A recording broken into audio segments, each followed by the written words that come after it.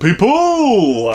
Welcome back to another episode of the Last Game Hunter, and today we're going to do an open box of Corsair's iCue H100i RGB Pro XT.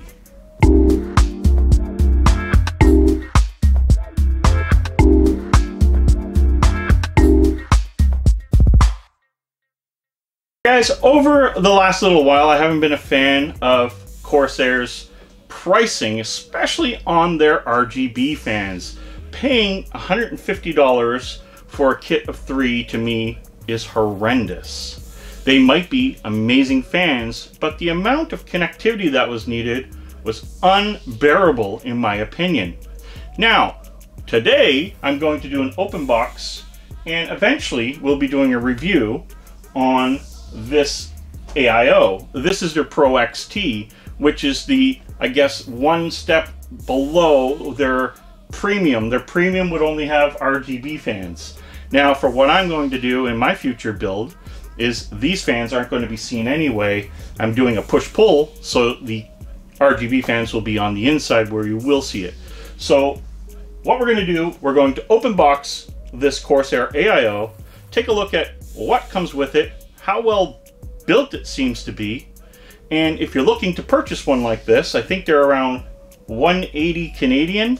I'll leave links for Amazon or whatever in the description below, and I'll give you my thoughts overall in a next video where I actually do a full review of it.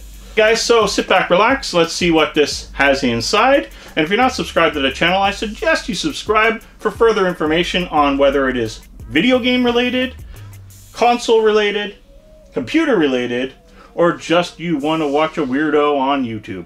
So let's cut this open. We have blue. Yeah, blue. Blue's been with the channel since the very beginning, I believe. Or at least really close.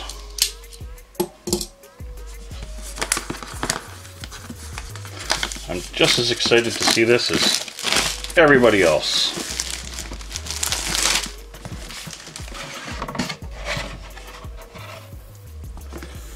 Warranty guide. Wow, that's a really thick, very thick book there. Okay. Ooh, seeing something I'm liking already. It's kind of sharp. So, it comes with two 120s. Now, these have weight to them, man. Wow. These are very heavy. Very smooth. Another thing I like to look for is the push-pull, like the looseness. It's well within reason. So these are some good fans, there's no doubt about that. No rubber along here, which is interesting, but it is what it is. So there's two of these. I'm guessing this is the hardware. So you have,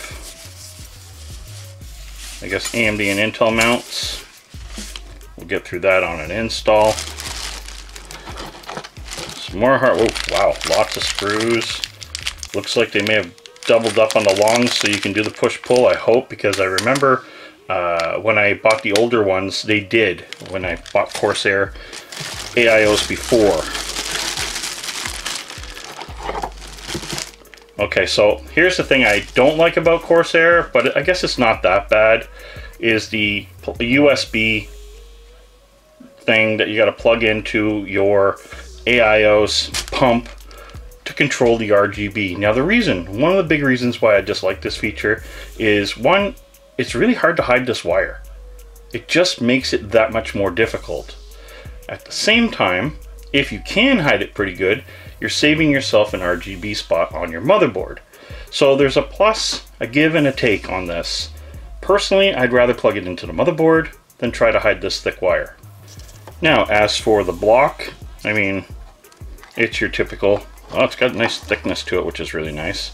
Looks like there might be a plug here, I guess, to either refill or, I'm not sure. I'd have to look into that, but that's kind of neat. So there's your Corsair logo, RGB lights up here and all along here, which really sets a really nice glow on this AIO. Your cables are braided, very, very flexible. So that is really nice. And then of course you have your connectors. So here we have, it looks like, oh wow, so we got all of our fan connectors right here. So that really helps out actually. That makes it cleaner, ish, because now I gotta try and hide those. So now I have this to get rid of and hide as well. And that's how this is powered. That is interesting. Very interesting. I've never, You'd think maybe if they're going to do the RGB off the USB, then maybe they could have done that too, but I guess it needs a 12 volt to power the pump. Okay, so now for the radiator. This is what I noticed right away. I like this really nice chrome Corsair logo they put right here. I think that's pretty sharp. Overall, the rad is actually much lighter than the pump, and believe it or not, a fan feels somewhat heavier. That's pretty interesting actually.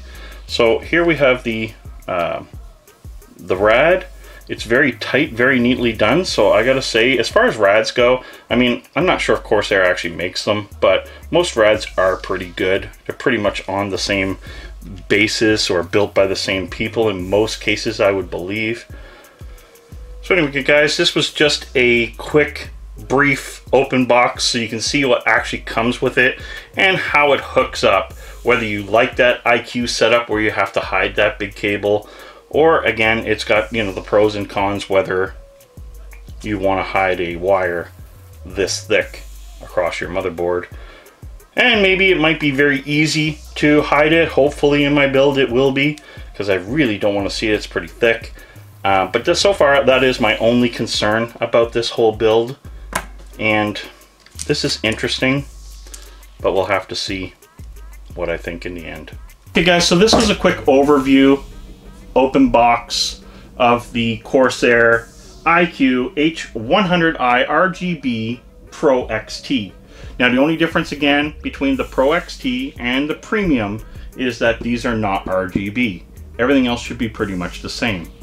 Now overall, this is well built. There's no doubt in my mind. I mean, Corsair is pretty decently famous for building good AIOs. Only thing I've hated about Corsair in the past was that it just seems like a little backwards on how they run the iCue tech with that USB cable. Now, that being said, it could be a plus or a negative. Like I said, when the open box was going on, it could be an easy hide, and it could save you a spot on your motherboard, especially if you have a lower end motherboard that doesn't have enough RGB headers. You would say, oh, blessing. Other than that, we're going to put a build together. I will be doing a review video on it and find out how good this cooler actually is, and has Corsair won me over? Have they finally gotten me to say, hey, they got some good AIOs? So guys, please comment below. Are you using this AIO? Do you know someone that is using the AIO? Or have you used it and had trouble? Or do you love it? Just let me know in the comments below. I'd like to hear them. And it helps me out, of course, when I'm doing my review, because I don't have to do any homework. Just kidding. So guys, stay tuned till the next video. Thank you for watching this amazing open box. And until next time, game over.